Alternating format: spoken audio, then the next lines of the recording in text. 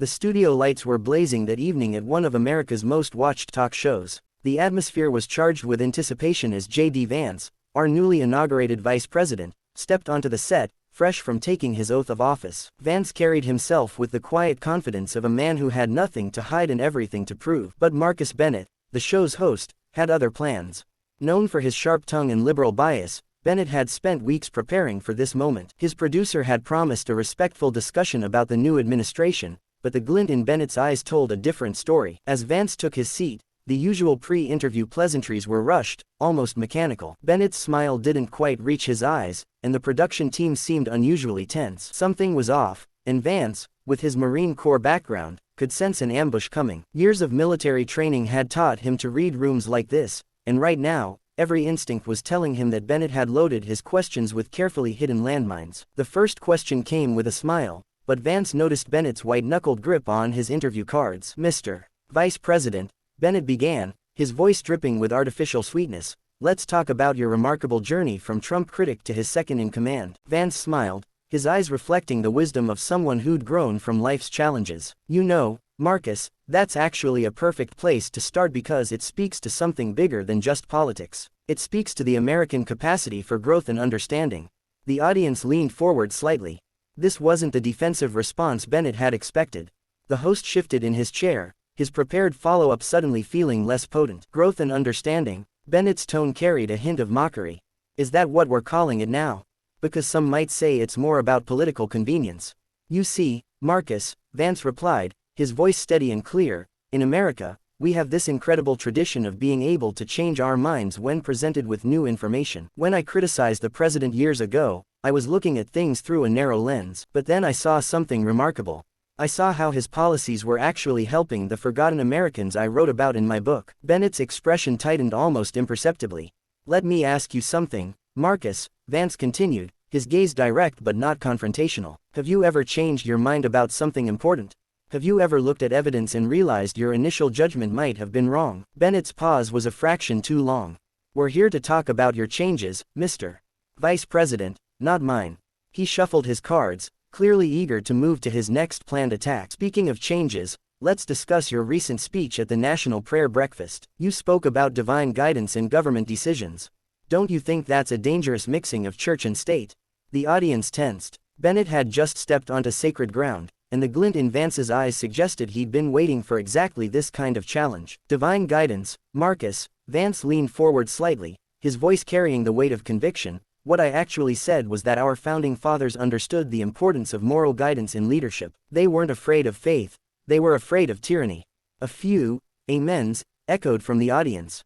Bennett's jaw tightened. "But surely, in our modern, diverse society," Bennett started, but Vance raised his hand slightly. "Let me finish this thought because it's important." Vance's tone was respectful but firm. "When I took my oath of office, I placed my hand on the Bible, the same way leaders have done throughout our nation's history. Not because we're establishing a state religion, but because we understand that our rights come from God, not from government." Bennett glanced at his producer, who was watching intently from the sidelines. "You know what's interesting, Marcus," Vance continued, his voice carrying a hint of personal reflection. "When First was a Marine, nobody questioned our chaplain's presence. Nobody complained when we prayed before missions because, in those moments of truth, even the skeptics understand there's something deeper than politics." Bennett's face flushed slightly. "Let's move on to your relationship with President Trump.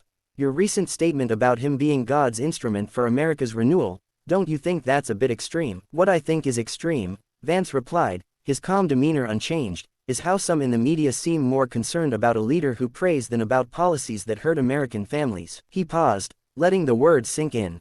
"But since you brought up President Trump, let's talk about results instead of rhetoric. Let's talk about what's actually happening in our communities since the inauguration." The studio grew remarkably quiet. Even Bennett's usual rapid-fire interruption style seemed momentarily subdued by Vance's steady presence and measured responses. Bennett's composure started cracking. "Let's talk about your background, Mr. Vice President. You've written about your humble beginnings, but now you're sitting in the halls of power. Some might say you've forgotten where you came from." "That's interesting, Marcus," Vance replied calmly, "because where I come from, we judge people by their character, not by how well they fit into the Washington elite's expectations." "Character?" Bennett scoffed. "Is that what you call this complete reversal on Trump? You wrote quite passionately against him before." "Yes, I did," Vance said, and you know what takes more character? Admitting when you're wrong. Standing up for what you believe in, even when people like yourself try to twist it into something else. The audience murmured in agreement. Bennett tugged at his collar. Mr. Vice President, Bennett's voice took on an edge of desperation. You've built your reputation on being a voice for working-class Americans, yet here you are in an expensive suit defending a billionaire. Don't you see the irony? The temperature in the room seemed to drop 10 degrees. Several audience members shifted uncomfortably, but Vance's expression didn't change.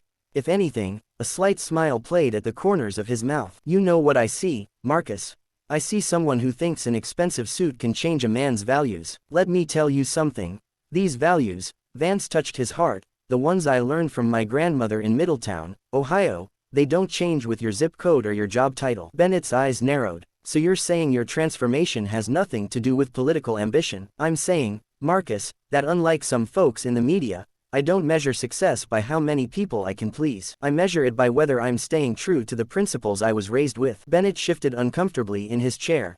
So you're saying we should just ignore your past criticisms? That we should accept that you're now Trump's new, he paused for effect, puppet. The word hung in the air like a thrown gauntlet.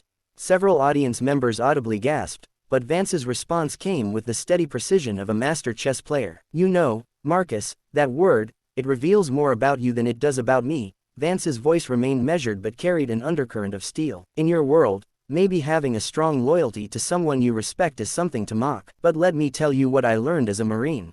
He leaned forward slightly. When you're in combat, you learn to judge a person's character by their actions, not by what the media says about them. I've seen President Trump's character firsthand, not the caricature that you and your colleagues have created. The audience erupted in applause.